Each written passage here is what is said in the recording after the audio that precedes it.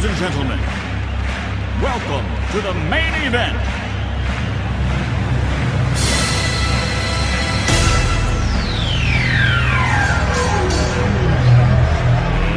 Let's get ready to rumble!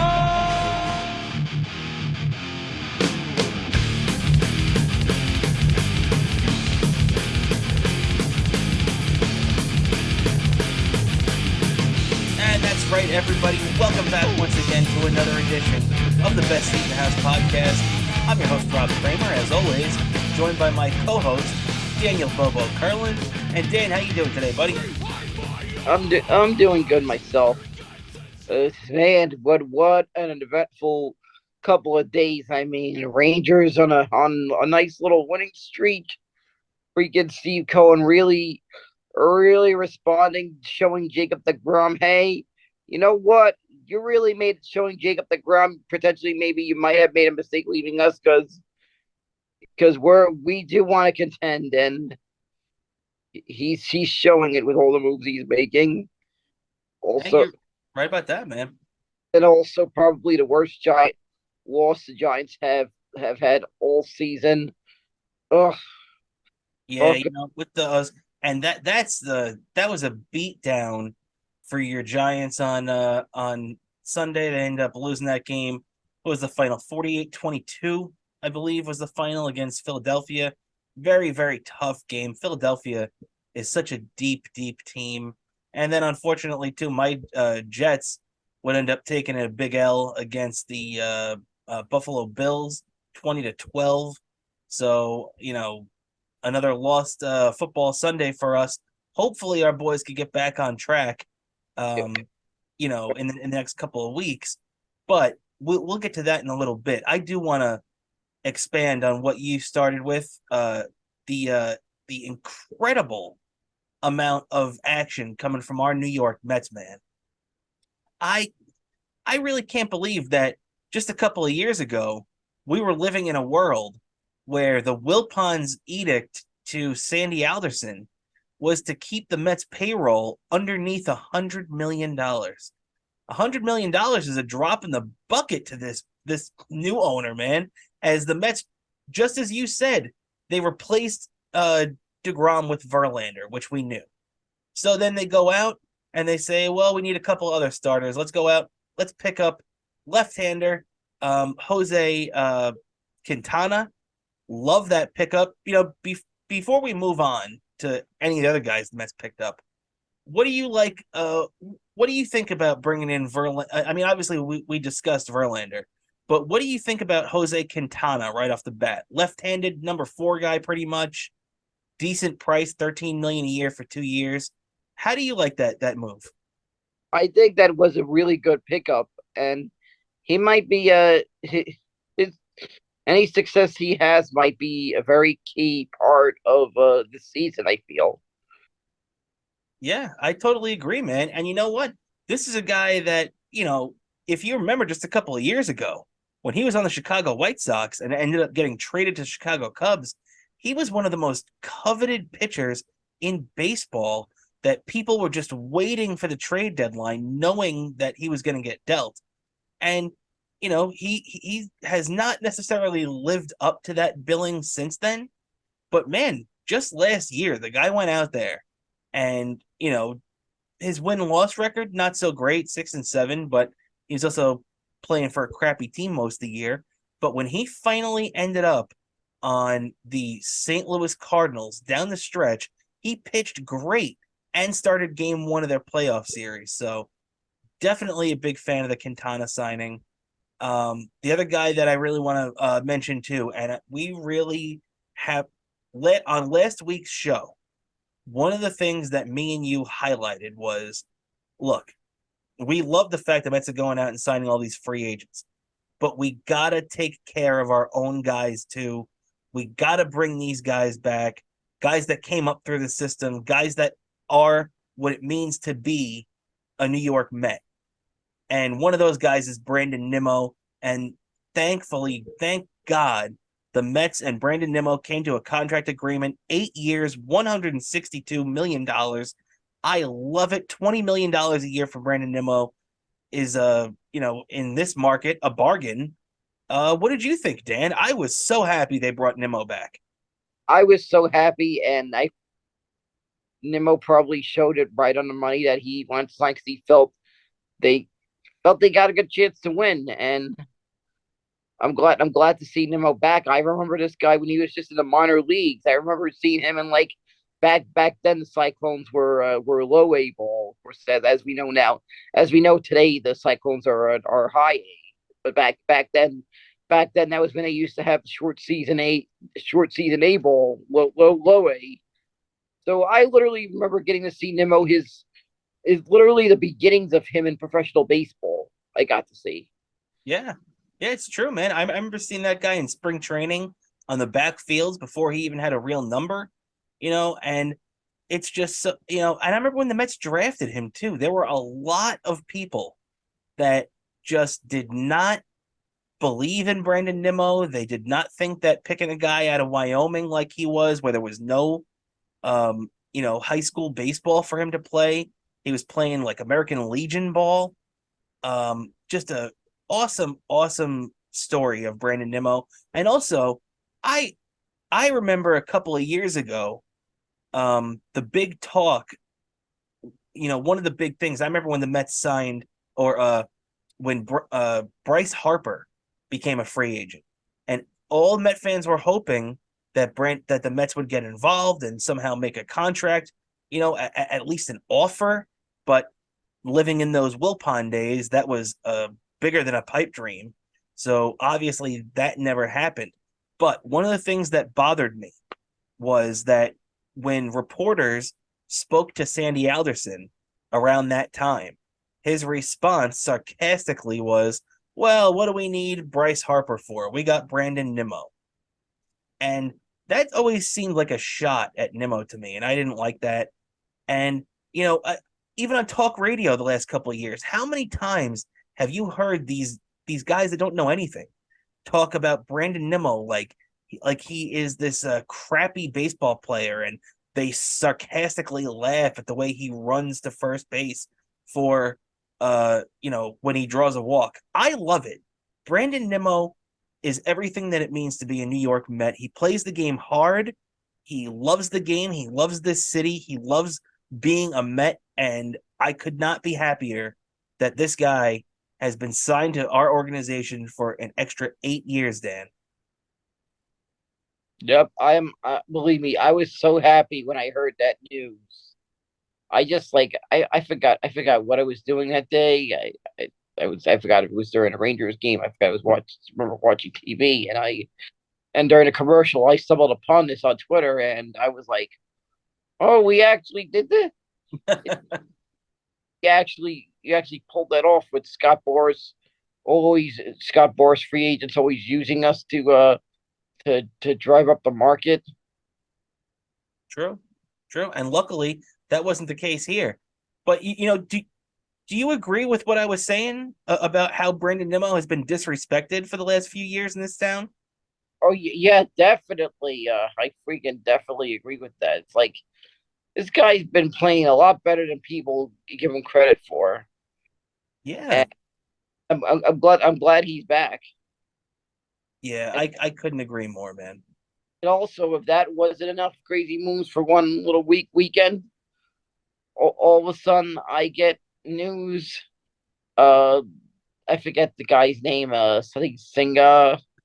Yes, that's exactly what I was just going to be getting to, man. The next big move, as you were just about to say, the Mets signed Japanese right-handed pitcher Kodai Senga, and I'm pumped about that, man. What are your thoughts about that? Yeah, I'm pumped about this one also. I I I, I can't wait to see how this one's gonna turn out. Like I was the pulled this off. Like this is like Steve Cohen's for real. He freaking wants to win. You're Like right, man. You're right. like without a doubt, he. This is like. I mean, this is like what Yankee fans experienced when George Steinbrenner was alive back in the day. Like it's exactly how he responded from a bad loss like that, postseason loss like that. He was back on that horse, and he was gonna make that big splash that was going to hopefully put the team over the top, and Steve Cohen has just done that. And it looks like there might be one more move coming up. Oh, absolutely. And there's probably going to be a couple, did you get any of that and I don't know how big the moves are going to be, but let's hope that they're at least going to make a move to bring in one more decent bat. I would really love that. But what did you think? But by the way, just to wrap that up, if the Mets don't do anything else for the rest of this offseason, we can't complain. I'm very, very happy with what they've done. I Yep. would like to see one more bat though. But what did you think last night? Did you see any of that about, I would say maybe 9:30, 10 o'clock last night? A story broke from Ken Rosenthal, Fox Sports, saying that the Mets were looking to get into the Carlos Correa sweepstakes. Now, I would have loved to see Carlos Correa come to the Mets, but unfortunately, about 2 hours after that, the news broke that Correa signed for 13 years, $350 million in San Francisco. So, what did you think of that? Did you see any of that leading into that news breaking last night that the Mets might have been looking into Correa? Yeah, I've seen that. And then all of a sudden, a little bit later, it was like, boo, when I saw. Definitely And a little disappointing. If it was up to you, would you have brought Correa in at that money, like 13 years, 350 million? I might have brought him in, depending at the price. But unfortunately, as Scott Boras always does this to us all the time, freaking using us to drive up the market. That's The all, 100% true. You could not be more right about that. all Scott Boras does is use these teams that want to have the money to drive up the market. Yep. And I think that's why the Giants jumped on it too. Because I think once that if you ask me, and this is just me putting two and two together, I don't know anything, I don't know anything firsthand, but I agree with you that it looked to me like the Giants had a pretty good offer on the table for Correa. Suddenly they leak out. The Mets are starting to get involved a little bit. Then all these other owners start to get really nervous because they see how much money that Stevie Cohen's throwing around, and I think the Giants up their offer a little bit. Right? What does that say? Does that sound right to you, Dan? Yeah, it's about right. Yeah. Classic Scott Boras thing. Yeah, and it's understandable too. He's just trying to get the most money from his client. Me personally, though, I'm a fan of Correa. I like him a lot. I would have been thrilled if the Mets signed him, but a 13-year deal for Correa at 350, I mean, that's more money than the Mets gave Lindor. Now, obviously, there's 3 extra years tacked on there, so the AAV isn't as high. But I don't know, man. It to me would have been a very, very risky move to give Correa 13 years at that money because the guy, he's only played over 150 games in his career once. He's a guy that has back problems. He's a guy that he could be a difference maker in your lineup, no doubt about it. But he can also be a pretty big albatross if he's sitting on the bench injured and you got that big contract tied to him. So, while I am a little disappointed that he's not going to be in the lineup, I do think the Mets dodged a bullet in giving him that contract because also let me lay this out to you, Dan. What if I told you that the Mets not giving Correa that contract last night means that they will give that contract next year to Shohei Ohtani or, a big time contract like that. So basically what I'm asking you is, would you rather commit long term to Carlos Correa or would you rather commit long term to Shohei Ohtani? I'd rather commit long term to Shohei Ohtani. I He's agree. gonna be an interesting one next year, being the fact that eventually at some point Ohtani might not be pitching his whole career. Yeah. Yeah, you're probably right. He probably starts to slow down. Yeah, he'll probably be later in his career be DHing mostly. Yeah, I agree with that. I agree with that. But I think when you pick up a guy like Otani, I think you kind of go into that knowing it, you know? Maybe for the first couple of years, you'll get because I don't think Otani's going to be a 30 start guy, maybe 25 starts, his first couple of years as a team. But then I think, maybe they'll start to roll him back a little bit. But hey, if he's just going to have that left handed power bat, he's still worth it being long term for me, even if he's only a pitcher for the first couple of years, right? You agree with that?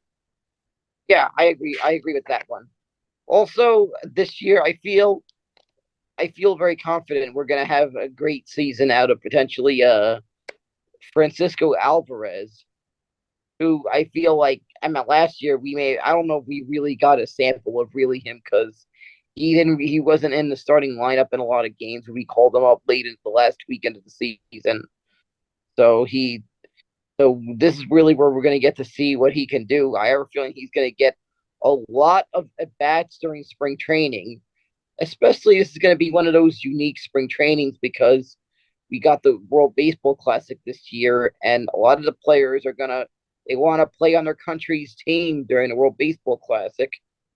So you're gonna have players scattered all over the tournament, the World Baseball Classic tournament. So that means there's gonna be a couple of minor leaguers that are gonna be getting a lot of looks while the World Baseball Classic's going on. You're also gonna have you're also gonna probably see a Beatty and a Alvarez get a lot of at bats.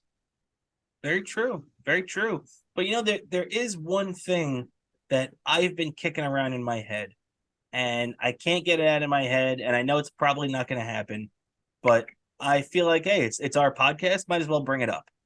The Boston Red Sox right now look like they're in a rebuilding phase right now. They've got a lot of their high end talent has left.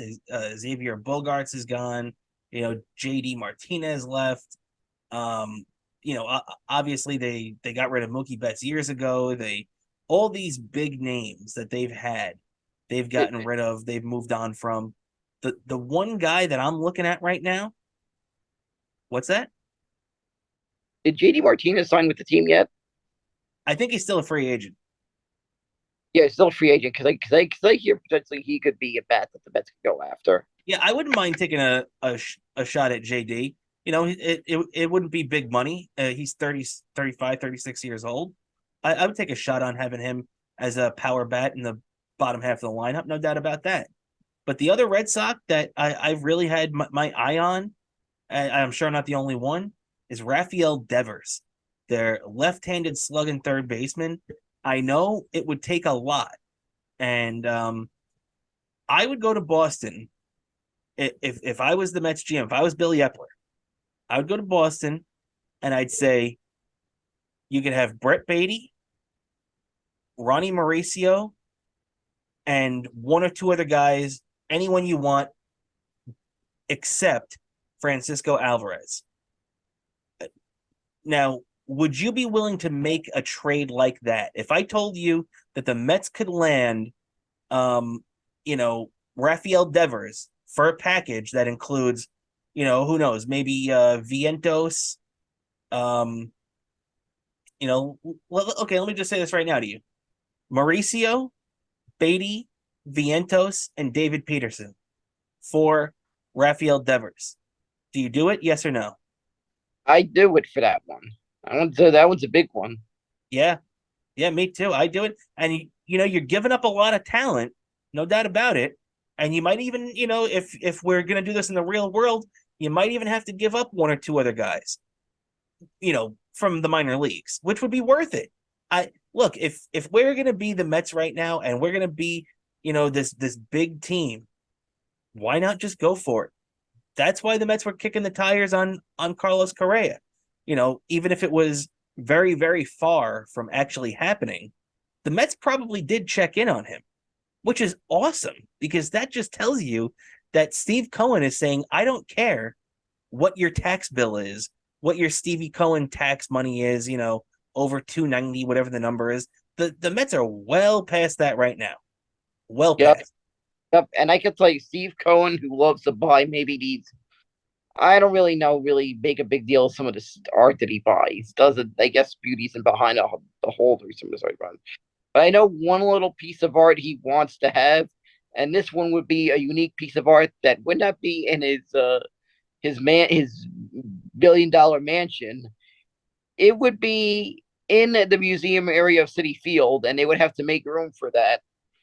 They would have to make room for this one in the museum area of City Field. It'd be a third. They would be hopefully have to make room for a third World Series trophy at last.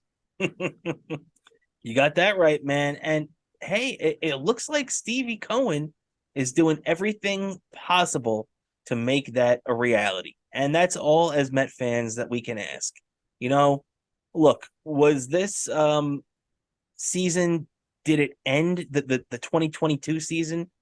Did it end the way that we wanted it to end? No. The last couple of weeks of that season, the series against the Braves and the playoff series against the Padres was just terrible. It was like a kick to the gut. But you know why that's not a bad thing? Because it actually mattered. The Mets won 101 games this season. They had a great year. Statistically, they had the second best regular season in their entire history. Only 86, they won more games, 108. Even in 69, they only won 100 games. So, look, I want to give credit to everything that Steve Cohen did even before this crazy spending spree we've been having the last couple of weeks. But I also want to highlight the fact, like we started off talking about, that you can call this a spending spree if you want. But let's be honest about it. The Mets retained Edwin Diaz. The Mets retained Brandon Nimmo. And the Mets pretty much just swapped out Jacob deGrom for Justin Verlander. So to just have those three big pieces come back, you were going to have to spend a lot of money to begin with. Now, sure, the Mets put the cherry on top with Kodai Senga and a couple of these other guys that everybody's feeling really good about. And hopefully will add another cherry if they add a big bat to this lineup too, like we just mentioned. But, hey, you just got to give Steve credit, Steve credit. You got to give Steve Cohen all the credit in the world, because as Met fans, this is what we've been begging for years. Just give us a competitive owner that wants to spend money and win baseball games. And eventually, it's going to have to work out sooner or later, right, Dan? Eventually, it's going to have to work out that there'll be photos of us at the parade. Eventually. You got that right. Hopefully, on that day, maybe we'll have Steve Cohen on the Best Seat in the House podcast. Yeah, that would be something else. Getting Steve Cohen to come on the show, I would love that.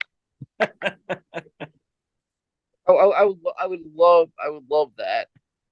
That would be so much fun, man. And hey, even if we don't ever get to have him on the show, if the Mets win, all we're going to be doing is singing Steve Cohen's praises and talking about we could change this podcast name to like the Best Owner in the House podcast, because that would be Steve Cohen. He's the best owner he might be the best owner in sports right now, because you know what? He's giving hope to a fan base that has not had hope in a long time. And even though it might be making other teams upset, even though it might be making other fan bases, I was watching this video of these two guys who were Blue Jays fans. And when they found out that the Mets had signed Kodai Senga, oh, they were so mad. They were yelling. They were saying, I hate the Mets. I can't believe the Mets are doing this. And it just made me happy, because for once in our life, the Mets are the evil empire. We finally did it. Yeah, it's like, this is what everyone wishes they had. The owner, a lot of people wish they had. Yes, exactly. Everybody wishes their team had. All these people that usually sometimes people that hated the Yankees. I mean, even myself probably for a while. we all wished we had an owner like Steinbrenner at the time. That's the thing. I would always say whenever my Yankee fan friends would be like, "Oh, well, and whenever I would complain about the Yankees, the one thing that I wouldn't complain about was that they had an owner that was willing to spend because I always wanted that too. And finally, we have that. Yep, exactly. Finally we have that, and I just cannot wait to see how this turns out. I just really hope it goes well. I mean, please win a World Series. Please, while my mom is around to see it too. All right, I want my mom to be around for it, and I want Mr. Malunigan to be around for it too. All right, he's a dog. All right, these guys only have they only have so much time on this earth. I want him to be a part of it too. Exactly, man. Exactly. You want everybody to enjoy, the Mets finally becoming a championship viable team. And we have seen, the good, the bad, and the ugly for the Mets for the last 30 years, 30 plus years that the two of us have been watching this team and living and dying on every pitch. You know, okay, the Mets were good in the late 90s and in 2000 they went to the World Series, and in 2006 they had that great run, and 2015 obviously. But think about that. Over the last 25 years, I just named 4 seasons where the Mets had sustained success. And now we're finally getting to that place that maybe for the next 10 years the Mets will be in the playoff picture every single year, and hopefully in the playoffs every year with these expanded playoffs that they have now. You know, I hope I hope to find myself in chilly weather, October. Well, potentially October, maybe early November, depending when the World Series happens. In City Field, I expect to be at City Field at times a year I never expected I would be at City Field. exactly, I man. felt we got a taste of that last year, man. Like I was like, I'm here in October and I'm at City Field, and I hope this even gets even further. And it's toward late October, and I'm at City Field. It's true. It's true, man. I always know that if the Mets are playing on or around my birthday, it's been a good year because my birthday is October 15th. So I know if the Mets are playing there, it's going to be a pretty good year. And unfortunately, this year, they didn't make it. I think they got knocked out on the 9th or whatever it was. But let's just hope next year they're playing a couple of weeks past my birthday because that'll be World Series territory. Exactly. I hope to add another daily news to the wall when they win, of course, because obviously I'll be rushing to buy the daily news the next day because I have to have that in a frame. That daily, Absolutely, man. I don't blame you for that. That's a good keepsake right there. yep, that daily news with that headline. Yeah, man. Yes. Remember teams win championships doing that. I like like I remember like all those times the Giants won a Super Bowl doing that. Rangers Mhm. doing that. I still remember what that was. So I hope they could do this once again. Hopefully, you'll do this with the Mets and add a third championship team photo to my wall. You got that right, my friend. I got a team photo of the '69 team. I got a team photo of the '86 team. I want to be able to hopefully maybe this year I'll be adding a team photo, maybe potentially of the 2023 Mets team photo. I Let's hope do to it up. and maybe see a giveaway item, or remember how like in a I think during some anniversaries, like remember they gave out a replica of the '69 Met the World Series ring from '69, and Yeah, they yeah. gave out that replica of the '86 World Series ring. But by the way, those replicas were really nice looking replicas and you know why I found that out?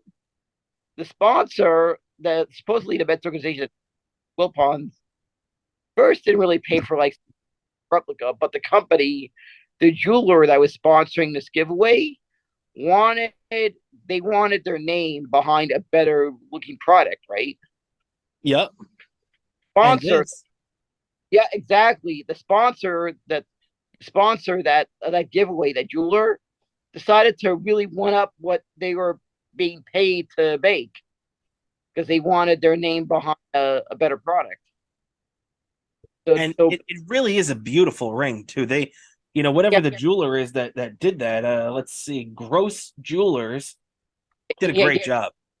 They wanted, they want, they we the fans won in the end because they ended up with a bet. They ended up giving they ended up producing a better product than what was originally that the Mets organization were attending. I guess they ordered, and we got that sweet giveaway that day. And I like the box art on that too, on that box. Yeah, yeah, they did a good job on the box too and everything.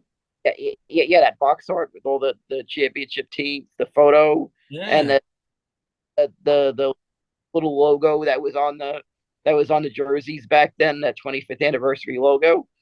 But by the way, speaking of that, I got to say hi to some of the fellow Met fans, or to share some little stories and some Mets memories with some fellow Met fans at the Queens Baseball Convention 2 weeks ago. One of the people I saw there was wearing this vest that has all these patches from like every commemorative patch the Mets have worn on their jerseys over the years. You know how there were different things for different seasons they were wearing, like including some anniversary ones from some anniversary seasons. I'm hoping maybe he'll have to add a 20, maybe a 23 World Series patch somewhere to that vest that he has on. And there was some really obscure ones that you really had to be a diehard Met fan to remember.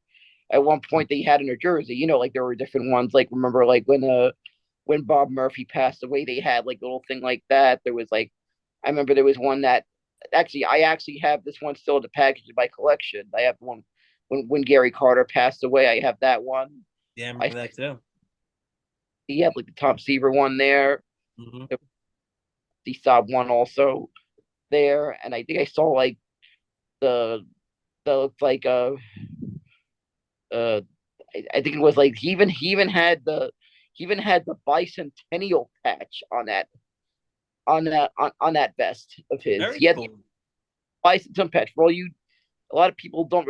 I mean, this one's a really deep cut for baseball fans. During the 1976 season, all the MLB teams had the the United States bicentennial logo on their jerseys in 1976. I've seen from what I've seen for pictures. As a matter of fact, they had these weird looking hats that were, I guess, baseball fans described them as pillbox hats, I remember like those. Yeah. hats like that. I actually bought one on eBay. Apparently, of course, we all know that the Pittsburgh Pirates kept decided to stick with those long past the 76 season. Of course, Sure, they those ended up winning the World Series in '79. yeah, so those pillbox hats became synonymous with the Pirates because they wore them so many years after. Very true. Very true, man. One of the most Mets collectibles I have is this weird pillbox hat that they season, and I just refer to it as the bicentennial Mets hat. All right, and we're back now. We got the baseball talk out of the way. We're gonna jump right into some football, and then wrap it up with some hockey at the end. But yeah, we mentioned it at the top of the show, Dan. A tough football Sunday for both our squads, as the Giants. We'll start off with your Giants, man. Just a very very tough loss. The thing that stinks about it is that the Eagles are just such a good team right now. They're just like going on all cylinders. Their confidence is through the roof. And the Giants are a little bit banged up, so you guys are kind of catching them at the worst possible time too. Um, Coming out of this game right now, what's your confidence level in your Giants right now? I just feel like it's a 50-50. We're going to make it or don't. It's 50-50 our chances of making the playoffs. I just know that game hurt. It always hurts when we lose to the Eagles. Ugh. was like that game may have let me a couple of reaching for the maybe the fridge for a couple of Coney Island beers. Yeah, yeah, I don't blame you on that, man. That game was over pretty early.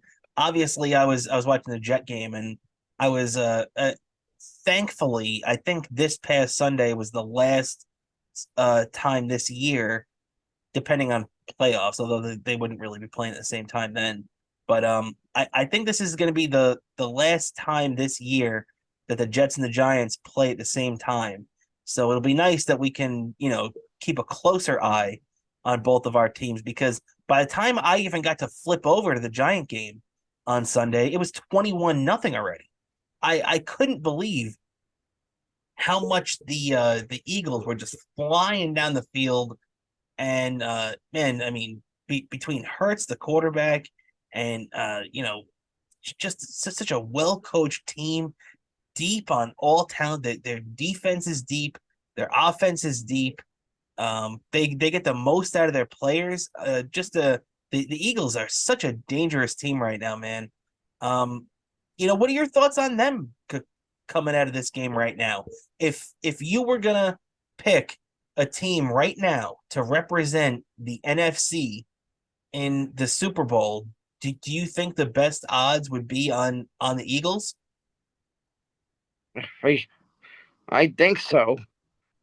I think so. Even as much as that hurts seeing the Eagles in the Super, I mean, I did not know who to root against that Super Bowl between the Eagles and the Patriots. By the way, I Yeah, did not know. it was like my nightmare against your nightmare. Because I don't really like the Patriots so much. I don't really like the Eagles. It's like it was the same way I felt during the 2009 World Series. By the way, Yankees because Phillies. yeah, because the two teams I despise, and it's like, oh come on, really this matchup? I don't know who to run against. Like, it was hard for me to even want to watch the World Series because if there was something else that was on, I was watching that, but I was still following what happened. Like I'd be keeping track of what happened because even because I still always keep track of what happened, but I was like, ugh.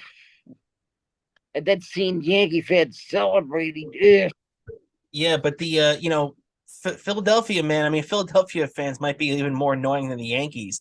But the thing is, though, just like you said, we might not like to do it right now, but yeah, we have to tip our cap to Philly because that Yeah, team, they just go out there and you know, they might have gotten a couple of breaks this year in different games and different situations, but they are a great team, and it's going to be really fun to see how they finish the season and how they go into the playoffs because they're probably going to be the first seed and have that first round bye. Which means that a divisional playoff matchup could potentially be Giants Eagles once again. potentially, but just going into work the next day and hearing some, but just hearing a coworker freaking for the text me and he's singing a Philadelphia Eagles song. I just wanted to shit myself here. Yeah, fly Eagles fly is not something that you want to hear right after the Eagles just knocked around the Giants. No doubt about that. No matter how much Ron Bennington wants to play it. Because we know he's from Philadelphia. He's a big Eagles fan. That's the only reason I even know they have that song is because of Ronnie B. but yeah, but yeah, as a matter of fact, Ronnie B may have influenced some things that he did because one time I think I gave something to a random Twitter follower. I had mailed something to a random Twitter follower, and literally what I did to decide who won it, right? What happened was I had saw the Mets on the road in Philly, so I saw this giveaway item. I figured I'd give to a Phillies fan that wasn't there and mail it to them, right? So I said, "Hey, we'll get this to you if you anyone." I decided to do something in honor of Ron Bennington since I was in Ron Bennington's his hometown. I decided to pay tribute and do like sort of like a search, hurry up and search, and someone got it, and that's how I decided who was going to win it. I searched hurry up and searching on Twitter, and that's how the winner got that item. Love that game, man. Miss that game. Yeah, by the way, too, I saw you mention FezCon on social media the other day. If you're a Ron and Fez fan, and I know we're just doing this real quick, go to FezCon because that's a really really cool thing that they're doing for the great Fez Watley, right, Dan? Yep, exactly. I've seen some people got their email. I applied. I hope I get the email. I hope maybe somehow somewhere I could find someone that could find a way to get me in. And if you know anyone, if anyone knows anyone, help me get me in it, because I haven't received that email yet. But hopefully, that when I heard that this was going to be a possibility before they announced it was going to happen, I heard something was going to be done like a fan tribute to Fez, and I just had to be there to pay respect to one of the greatest entertainers of our time. Like, he was just a one of a kind entertainer, and I think this is gonna be an amazing tribute to Fez. No And doubt you about it. saw on Twitter when he announced FezCon, I posted a picture of something from my collection, a signed photo I have of Ron and Fez. I saw It's that. I was very jealous. Very, very cool, man. And I loved how it was how they wrote it out to you too, Danny and everything. Very, very cool. pretty cool. Well, I actually would have had a big ass card, by the way, back in the day. I actually applied for one of those, but I think time. But back then, the reason, of course, for the PO boxes, some stuff, there was some building stuff. There was stuff that was being open. Hmm. So packages sent to the post office. Usually, I try to have sent to the PO box. If they give that an option, sometimes I'm only allowed to have. Sometimes the company or site will only send it to the house. They'll say no PO box addresses, but if there's a choice of PO box, I'll send to the PO. But this was when the reason was because stuff was open, and there was an envelope that I saw that obviously looked like it would probably the envelope that the big ass card would have came in. It was empty. Of course. Of course it was. Card big ass, and so I was deprived of forever having that, what would have been in my wallet forever. Next week, the Commanders. Tough game. Still got Tyler Heineke playing there. How are you feeling with your Giants? They've been up and down the last couple of weeks. How are you feeling confidence wise going into this Commanders game? This one, I feel a little bit confident, and we played them close. I feel this one's gonna be also an interesting because the game's on a Sunday night. So this time on Sunday, I just might take a little walk, check out some holiday sites during the holiday season in the city before the game, and be home in time for the game. That's definitely a good idea, especially all the lights up right now and everything. Everything's looking great. And yeah, you're gonna have a really, really good game. Because that Giant game 2 weeks ago against the Commanders was a great game. I mean, it ended in a 2020 tie, but it was just one of those nail biting on the edge of your seat games. So you got to figure you're gonna have something similar this week. I think the Giants are gonna find a way to pull it out. Um, it's money time right now, and I think Brian Daboll's a money coach, and he's just gonna find a way to get the Giants over the hump, get off this schneid. Because you got to remember, right now the Giants started off. Well, I believe they were 6-1 at one point, right? Yeah, and I just feel it'd be a disappointment if we didn't make the playoffs, because this team felt like it was just something different that I haven't seen in a while with the Giants. Yeah, yeah, no doubt about it, man. And I still think that look, hey, the NFL season is a very long one for the guys playing. It goes quickly for us watching. But for the guys playing, it's a very long season. It's a very laborious season where they're getting the heck kicked out of them every freaking week. So, every once in a while you're gonna get your teeth kicked in. Giants got their teeth kicked in last Sunday. But the difference is between the good teams and the bad teams is that the good teams can get their teeth kicked in, dust themselves off, and go out and win next week. I remember when the Jets had Rex Ryan as their head coach. They went out and had one of the worst losses I've ever seen in my life. I believe the final score was 41-3 on Monday Night Football. Terrible. It was one of the worst games I've ever seen. But then the Jets went out, won their next few games, made the playoffs, got back to Gillette against the Patriots, and beat them in the playoffs. Something like that would not surprise me at all. Like how the Giants ended up losing to the Eagles in the 2008 playoffs without Plaxico Burress. I could definitely see a Giants-Eagles playoff matchup this year where the Giants knock them off. Just, coming back with everybody talking about this game and the other game they're going to be playing in the regular season. I could definitely see that happen to the Giants. What do you think about that, Dan? Yeah, I could see that. I would be really stoked about that. I could tell you that. I would be really stoked. As a matter of fact, well, because I knew the possibility of the game getting flexed, I had an opportunity from someone who was selling some tickets, like anything, to get a ticket to that last game, Philadelphia. But I knew I'd only be able to really want to do it if it was going to be for sure a 1 o'clock game, because I knew the train schedules were going to be messed up. If it was going to be a flux game to a night game. To do because a lot of times when you see me at times see the Mets on the road in Philly or something like that, or I saw the Rangers on the road in Philly, it was usually a day game that I was able to pull it off a day trip. And usually a little bit difficult to do that with the night game with the scheduling, because I take a Jersey Transit out there to Philly, play a day trip. So not to do that. I'll have to put in the comments on the comment to that Facebook friend who like has a bunch of extra like Eagles season tickets and like that to tell her, yeah, I'll buy that ticket, because I knew that game might be flexed and become a night game, and that's a little difficult to do, because part of the reason I'm able to pull that I do that trip is because I would have done it a day game, because I wouldn't have to stay at the hotel, just come home the same day, because it's a day game, and there'd be catching an entire game, then hop on the train back to New York. It's that Philly trip that many of us have made over the years. And we're talking about your Giants.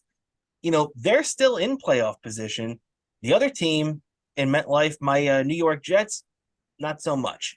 Right now, the Jets are sitting at 7-6, currently on the outside looking into the playoffs behind the Chargers and the Patriots.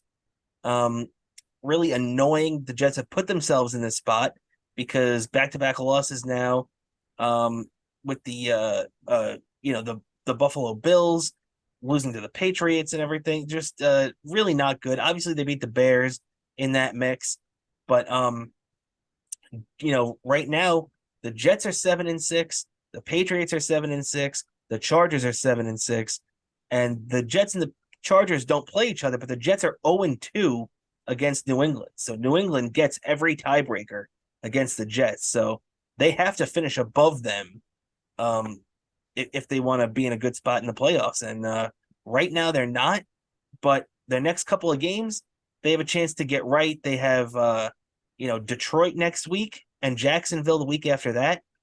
But both teams have been pretty hot lately. Dan, have you seen what the Detroit Lions have been doing lately?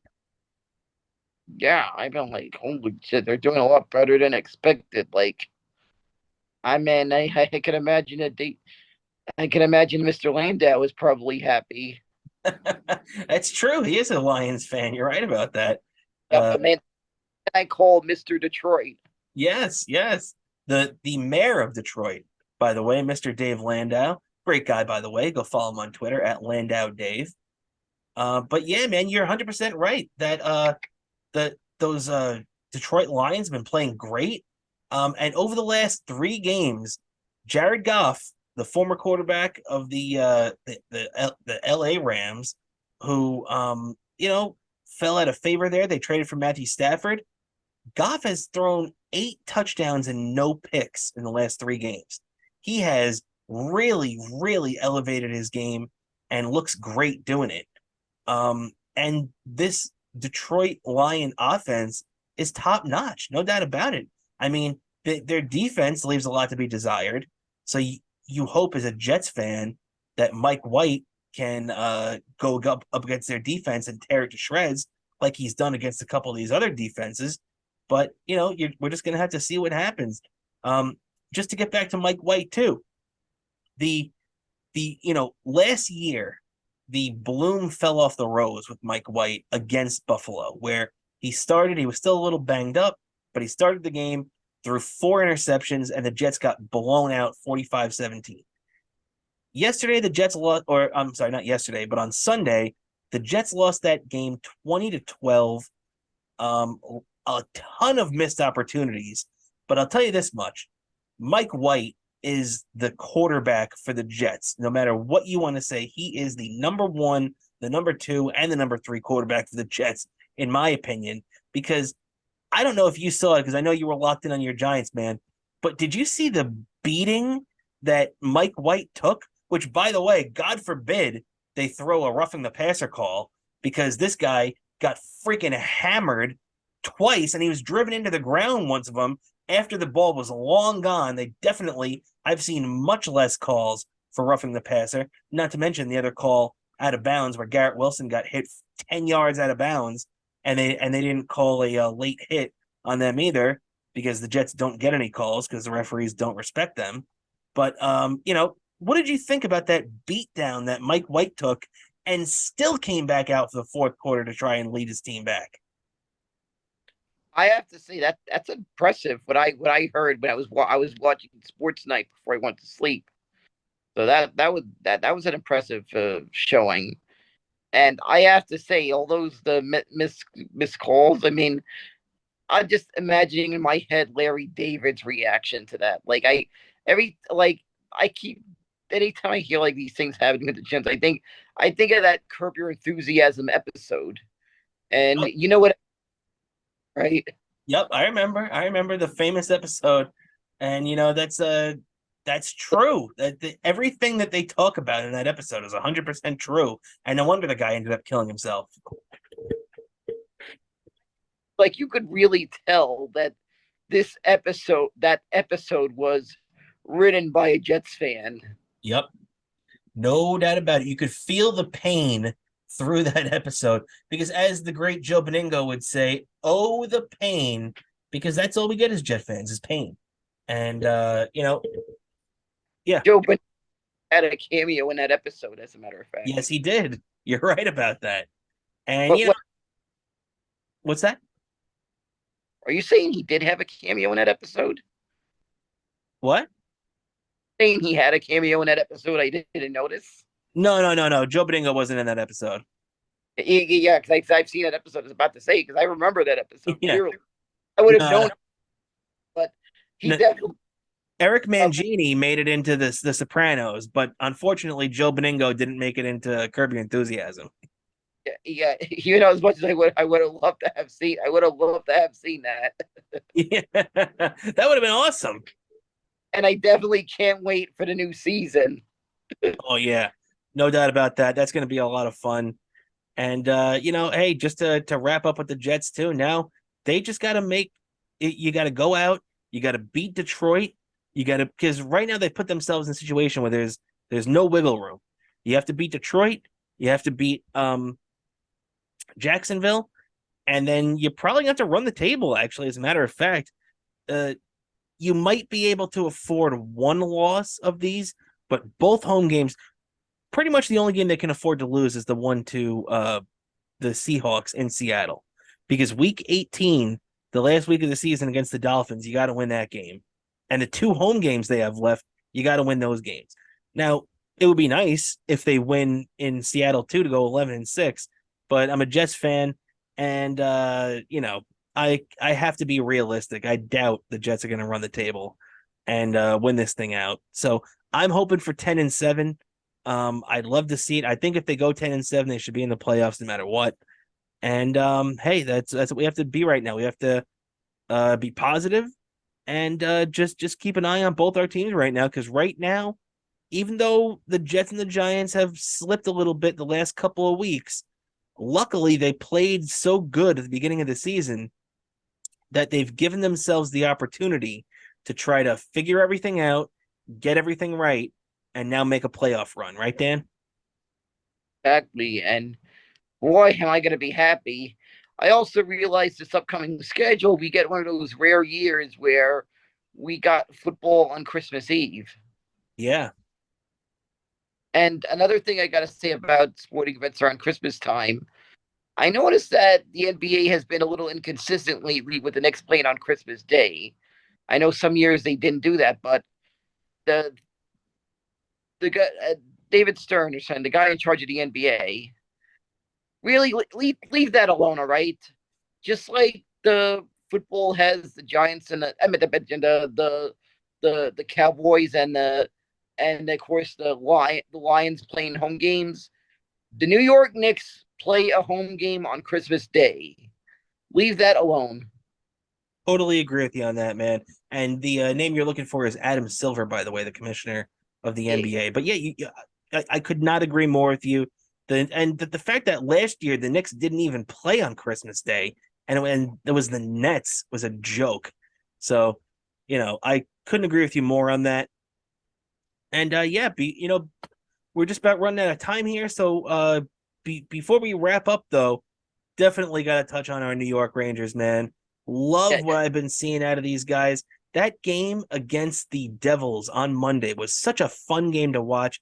Obviously, at the beginning it wasn't, because the Rangers were down 2-0. Then they were down 3-1, and then the next thing you know, the Rangers scored 2 goals in a matter of about 40 seconds. And actually, no, it was less than that. It was like 10 seconds they scored 2 goals in, and they tie the game 3-3. Next thing you know, they're going to overtime. They're winning in a shootout 4-3. Terrific. Oh no, that was against no, they won in overtime though.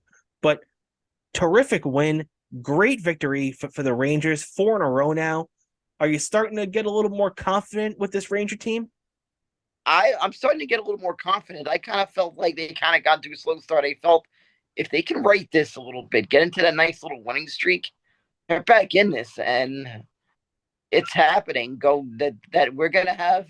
I feel like a monster second half of the season. I feel like we're gonna have, and I I look forward to being along for this ride the entire time because it's gonna be big.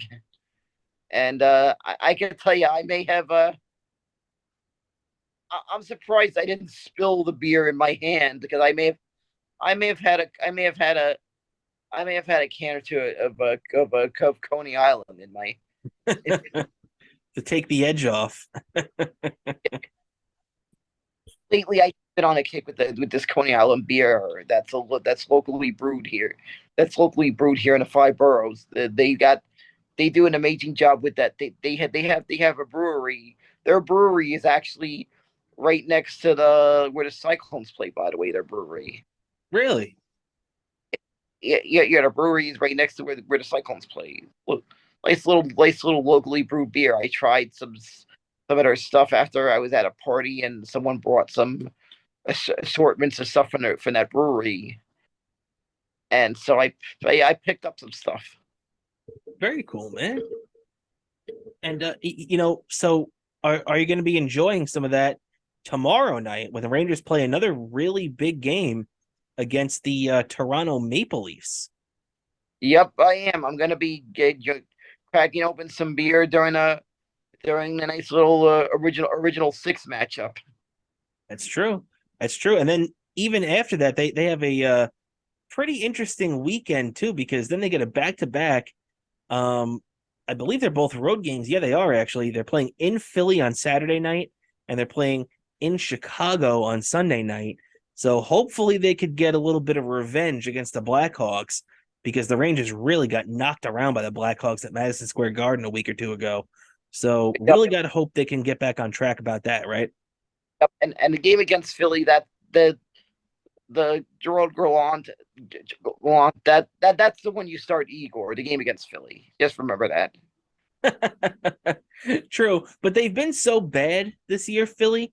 I I agree with you. I wouldn't mind seeing Igor start. Actually, I wouldn't mind seeing Igor start both. But I guess it depends. Maybe because Igor is probably going to start tomorrow against Toronto. So to be honest, I actually think they're going to go Halak against Philly on Saturday, and I'm not happy about that. I'm still even though congratulations to Yaroslav Halak, he did recently get his first win as a Ranger, so that is very nice for him.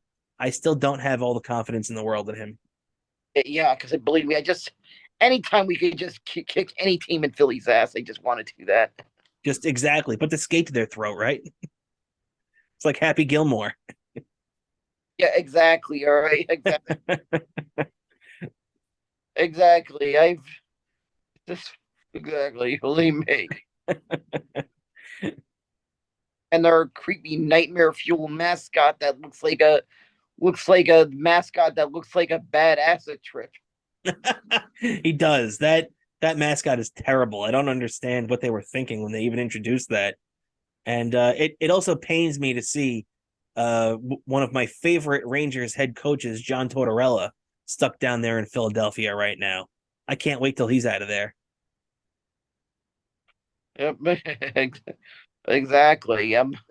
But yeah, in there, but I'll be in my living room tomorrow, watching the game. Mr. Maloonigan, of course, probably next to me for part of the game. There's this weird thing with Mr. Maloonigan. He always loves sitting next to me when I'm watching TV. He, for some reason, seems to have his eyes glued to the TV when I'm watching hockey. He likes that big white surface. Yeah, just saying that hockey grabs his attention, and I wonder. Sometimes I've even said to myself, I wonder if I could just get him into the guard as an emotional support animal. He probably could. Knowing things these days, and he's small enough. It wouldn't surprise me. Because believe me, in a way, I kind of actually, as a matter of fact, he actually is registered as an ESA. Very cool. Very cool, man. My mom, That makes sense. Makes yes, sense. Mr. Maloonigan just helps my mother get through some downtime going through what she goes through. I mean, Oh yeah. That makes sense. That makes sense. that's true. Besides, I could take. I'm glad I could.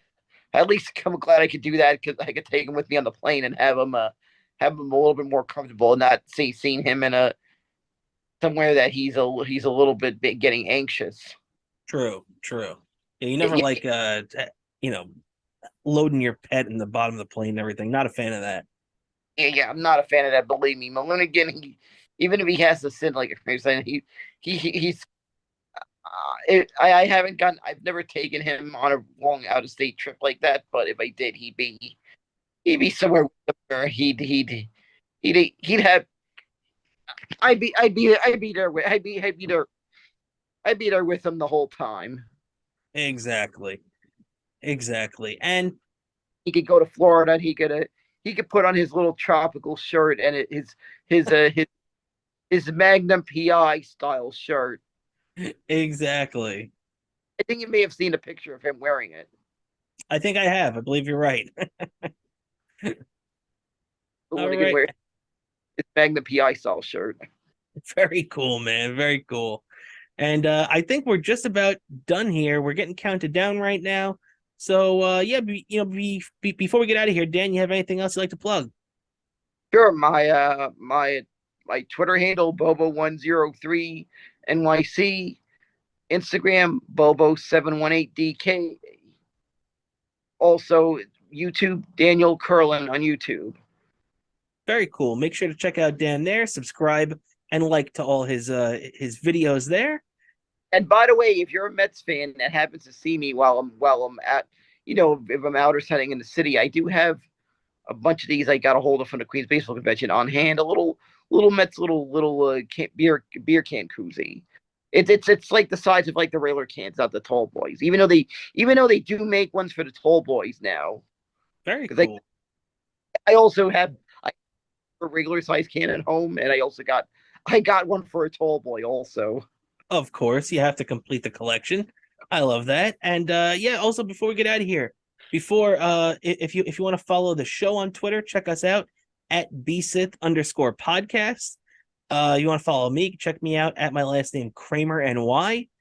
And yeah, also on Instagram, check us out at Best Seat in the House Podcast. So once again, thank you everybody for tuning in and checking out the podcast and supporting us. As always, I'm your host, Rob Cramer, with my co-host, Daniel Bobo Kurlan. And this is the Best Seat in the House podcast. Thanks for watching, everybody. We'll catch you next week.